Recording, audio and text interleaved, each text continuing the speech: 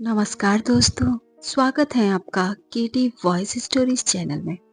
दोस्तों, हमारी आज की कहानी है बेटी बनी सौतन। रात के 2 बजे अचानक माला की नींद जो टूटी तो बिस्तर पर पति मनोहर को न पाकर चिंता में पड़ गई। शायद वह बाथरूम गया होगा, उसने सोचा। मगर 15 मिनट बाद भी मनोहर नहीं आया तो वह फिर से चिंता में पड़ गई। मन नहीं माना तो उसे ढूंढने बेडरूम से बाहर चली गई। मनोहर बाथरूम में नहीं था, रसोई घर में भी नहीं था, बालकनी में भी नहीं था। अपनी सौतेली बेटी रीता के कमरे के दरवाजे के पास खड़ी होकर माला सोचने लगी। मनोहर घर में नहीं है, मकान का मेन दरवाजा भी अंदर से बंद है, फिर गया कहाँ वह? तभी रीता के कमरे से उसे मनोहर की आवाज सुनाई पड़ी। वह कह रहा था, तुम्हें माला से डरने की कोई जरूरत नहीं है। मैं हूं ना, मैं तुम्हारे लिए कुछ भी कर सकता हूँ। तुम बेखौफ होकर मेरी बाहों में आ जाओ, मुझे आप पर भरोसा है। तभी तो मैं अपना जिस्म आपको सौंपने के लिए तैयार हो गई हूँ। यह आवाज रीता की थी। यह सुनकर माला सन्न रह गई। पिछले कई दिनों से मनोहर और रीता की हरकतें देख देख कर उसे यह शक हो गया था कि दोनों में कुछ तो चल रहा है, मगर वह विश्वास नहीं कर पा रही थी। अब दोनों के रिश्तों की सच्चाई समझते उसे देर नहीं लगी। एक बार माला का मन हुआ कि दोनों को रंगे हाथ पकड़ ले, मगर कुछ सोचकर वह रुक गई और बगैर कुछ कहे अपने बेडरूम में लौट गई और मनोहर के आने का इंतजार करने लगी। माला को जब मनोहर से प्यार हुआ था, उस समय यह पता नहीं था कि उसकी तरह वह भी गरीब परिवार से है। मनोहर जब भी उससे मिलता था, शानदार और कीमती कपड़े पहने रहता था। इससे उसे लगा था कि वह अमीर बाप का बेटा होगा। माला को उस दिन सच्चाई का पता चला जब एक दिन उसने मनोहर से कहा, हम दोनों 1 साल से एक दूसरे से बराबर मिलते जुलते हैं, मगर तुमने आज तक मुझे बताया नहीं कि तुम्हारे पिता करते क्या हैं और परिवार में कौन कौन है। तुमने कभी पूछा ही नहीं, इसलिए बताया नहीं। आज पूछ रही हो तो बता दे रहा हूँ। मेरे पिता लॉन्ड्री चलाते हैं, इसके सिवा उनके पास और कोई जायदाद नहीं है। हमारा अपना मकान भी नहीं है, हम किराए के मकान में रहते हैं। परिवार में माता पिता के अलावा मेरी 2 छोटी बहनें हैं। एक 7वीं में पढ़ती है और दूसरी 5वीं में। लॉन्ड्री से और जो आमदनी होती है उससे बड़ी मुश्किल से हमारा गुजारा होता है। मैं कुछ बच्चों को ट्यूशन देकर अपनी पढ़ाई का खर्च निकालता हूँ। लेकिन तुम किसी बात की चिंता मत करो। मैंने पहले भी कहा था, फिर कहता हूँ कि तुमसे तभी शादी करूंगा जब मुझे कोई अच्छी सी नौकरी मिल जाएगी। मनोहर की सच्चाई जानकर माला चौंक गई थी। उसके दिल को धक्का लगा था।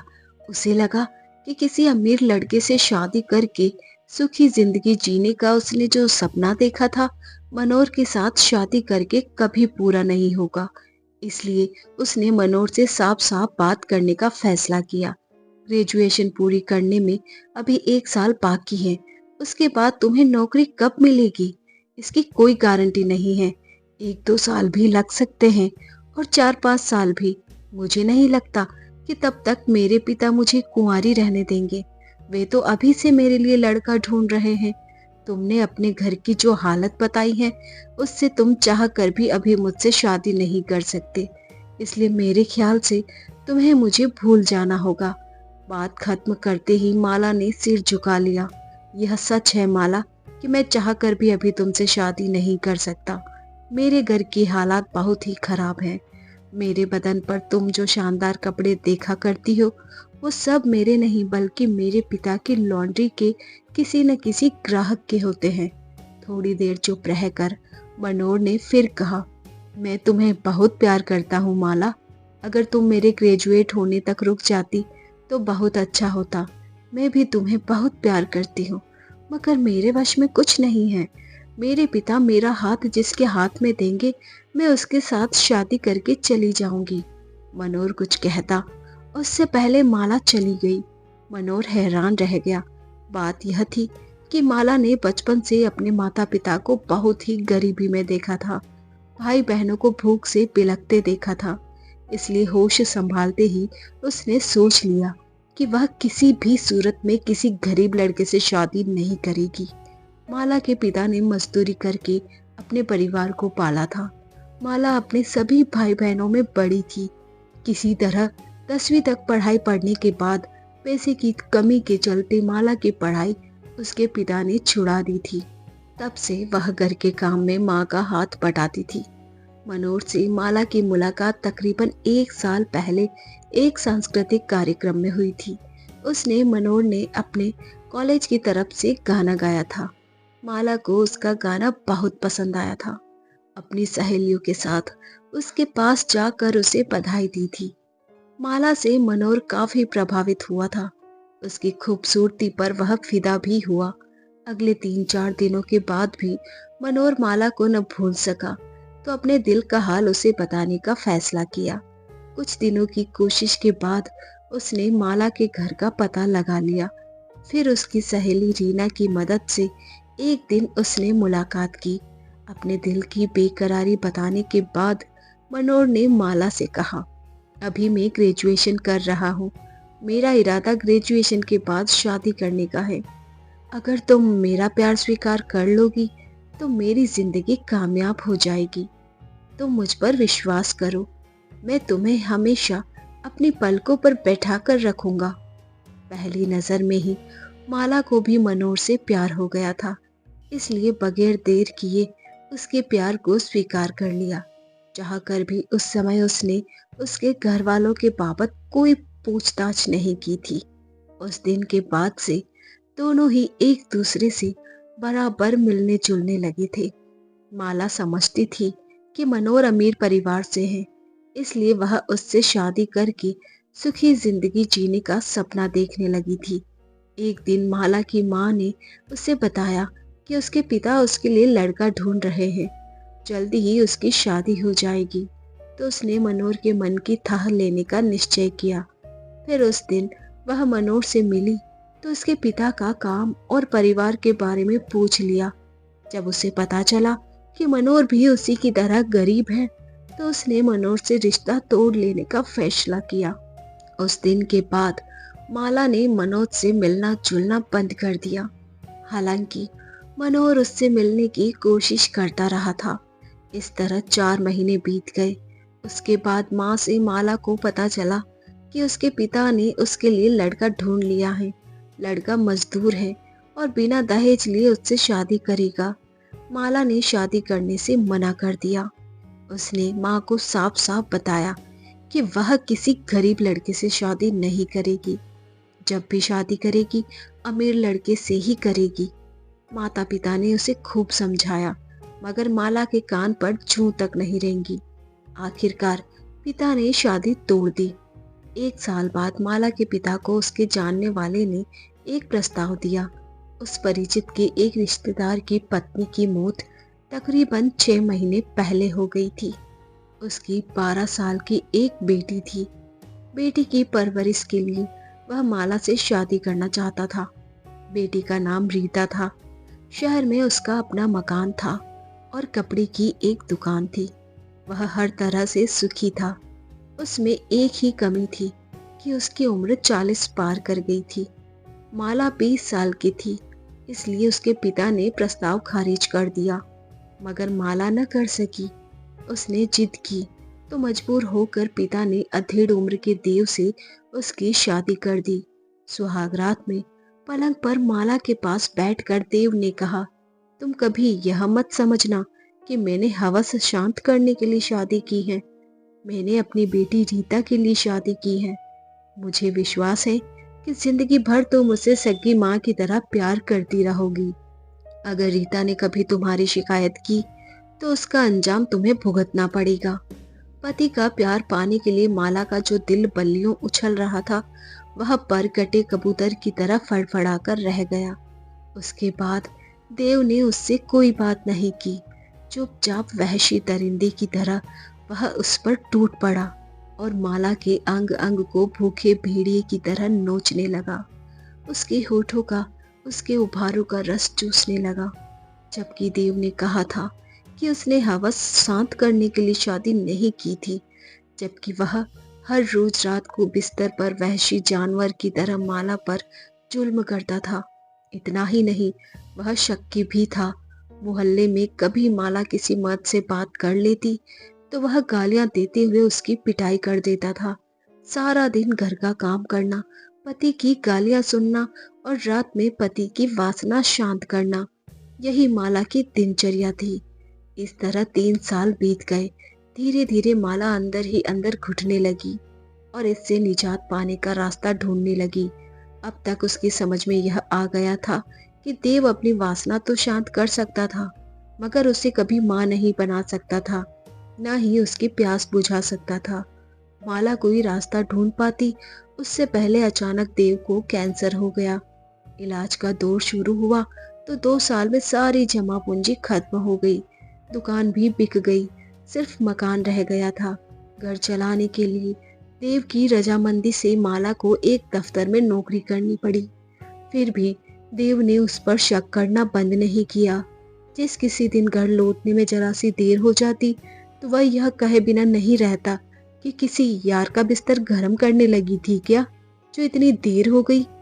माला कुछ कहती नहीं थी, होठ सेलकर बेइज्जती का घूंट पीकर रह जाती थी। माला का कई बार मन हुआ था कि वह किसी नौजवान से शादी कर ले, मगर दिल नहीं माना था। माला हर हाल में पति के साथ वफा करना चाहती थी, इसीलिए चाहकर भी वह उसका साथ नहीं छोड़ पा रही थी। माला चाहती थी कि मकान ना बिके और देव अच्छा हो जाए, मगर उसका सोचा नहीं हुआ। अच्छे इलाज के लिए मकान भी बेचना पड़ा। पति और रीता के साथ माला को किराए के मकान में जाना पड़ा। इसके बावजूद वह पति को बचा न सकी। भरी जवानी में वह विधवा हो गई। उसके नाजुक कंधों पर जवान रीता का बोझ भी आ गया। माला दिन रात यह सोचने लगी कि क्या उसे देव की विधवा बनकर रीता की परवरिश करनी होगी, या उसकी जिम्मेदारी उठाते हुए पूरी जिंदगी गुजार देनी चाहिए, या फिर रीता को उसके हाल पर छोड़कर किसी दूसरे मर्द का दामन थाम कर नई जिंदगी की शुरुआत करनी चाहिए।